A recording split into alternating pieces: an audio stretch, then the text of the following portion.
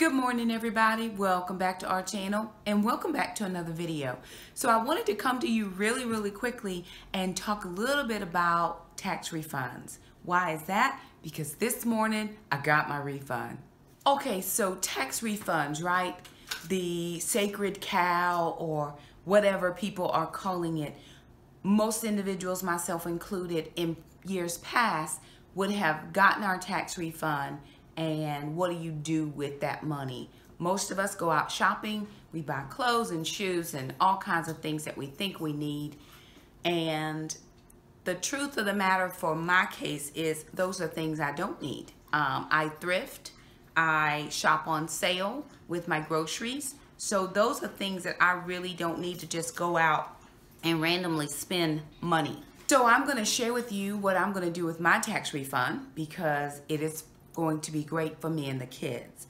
Also today I got child deposit, so I'm just going to do a quick overview of what I'm doing with those two deposits. Let me show you my computer and we'll jump right in. Okay, so here is my deposit sheet and I just put this in here because I don't have a category for taxes. It only comes around once a year. So for my unexpected gifts, money, blessings, funds transferred, I put in $1,948 because that's how much it was my deposit. And then the kid's dad sent $438. So he's still catching up. So that's a larger payment than what we normally get again. So that's giving me $2,386 that I have to budget for. So what do I need to spend this money on? Again, I could buy clothes, I could buy shoes, I could buy a whole lot of stuff, but that's not my testimony. So what I'm going to do is I'm going to put in $200 for my tithe and offering. When I do money off of taxes, it is what I consider offering because I've already paid my tithe on my 10-month salary over the year. So any money I get back from taxes, I count as offering. So I don't count that as a tithe, I count that as offering. I had a little bit of a shorter week last week and needed to get something for the dog. And so I had to pull that out of my emergency fund. So I pulled $100 out because I needed that much to get stuff I needed. And then, so I'm going to put $100 back there. But I'm also going to put in $200 more because the kids have a tournament coming up at the end of March. And I want to save for that already. I don't want to have to try to come up with it. Because a lot of people ask me, well, do you do sinking funds? I don't necessarily do sinking funds, but when I get big chunks like this, I'll go ahead and just put it back, put it to the side. And then I know that I have it. So then the next thing down was, it's categorized blow money, but that's not true. This was the tax fee. I got my taxes done at my bank because they offer that service.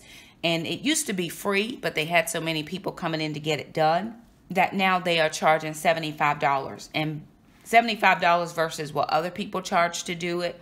And yes, I could do it myself, but I'd rather just not have the hassle and headache. They are professionals, they're trained. $75 was nothing. So I put it here for my tax fee. So all in total in that category, I have $575 that's already allocated for. Now, that's gonna take me back to this budget sheet. What do I have left? After I've paid the $500, I have $1,800 left. Now, there are a few other expenses that I have to pay. So I'm going to go back to my sheet, and for my student loan, I'm going back up to student loan. I'm going to pay $1,300 on my student loan. Oh, wait, I got to go back. Hold on a minute. Oh, I just go down because that should actually be $243 here. That should be $244. There we go. Now that's better because I pay tithes off of the kids' money. So now I am at $467. Okay, what else do I need to pay? Let me go back up and figure out my life, right? I'm just going back through all of my personal items. I got my hair done this week, so I know that's going to cost me about $50. Make sure. Oh, you know what? I'm going to go back up here and put for Taekwondo. I'll put the $200 there and just make that back to $100, even though I know it's going into my savings account. All right, so let's see. That leaves me with $417.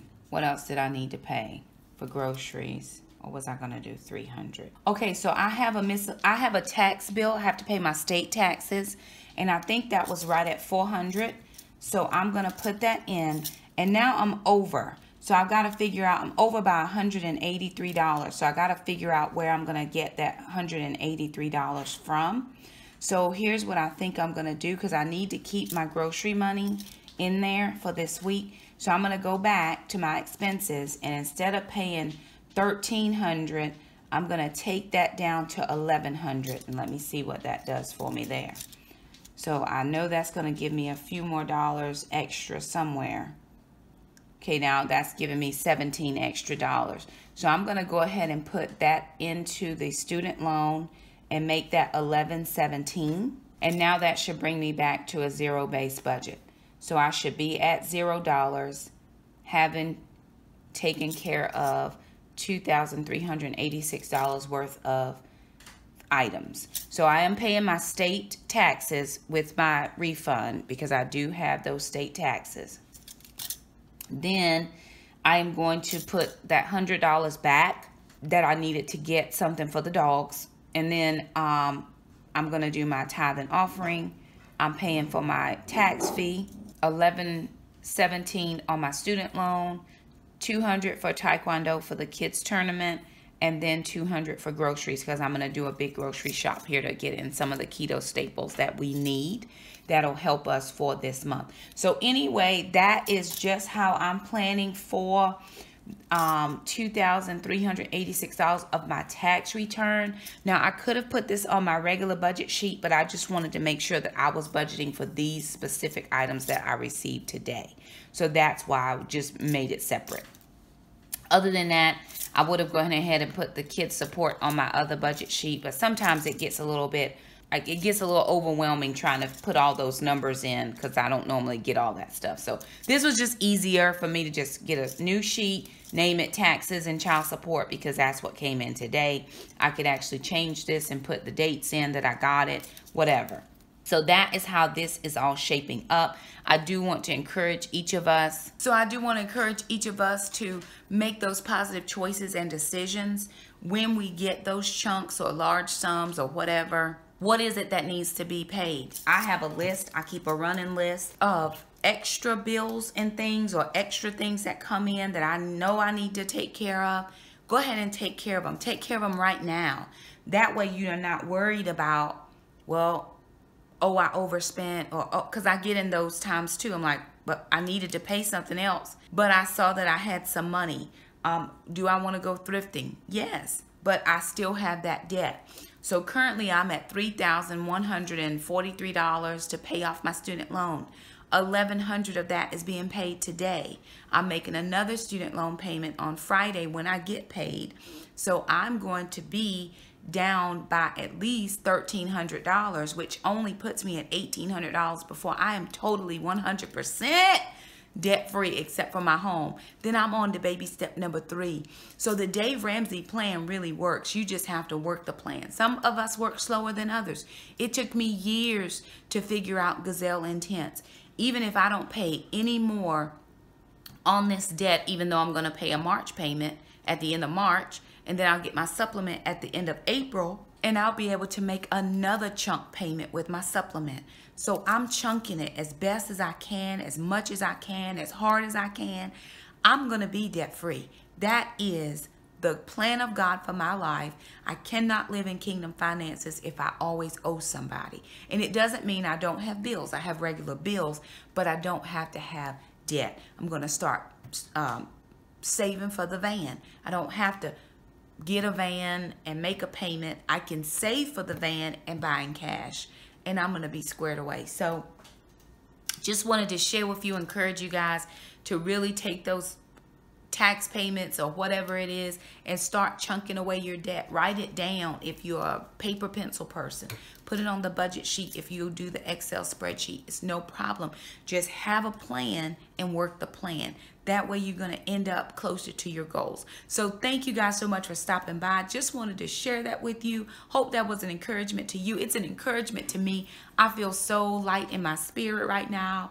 Yes, I would love to have that $1,100 to do something frivolous and fun, but that's okay.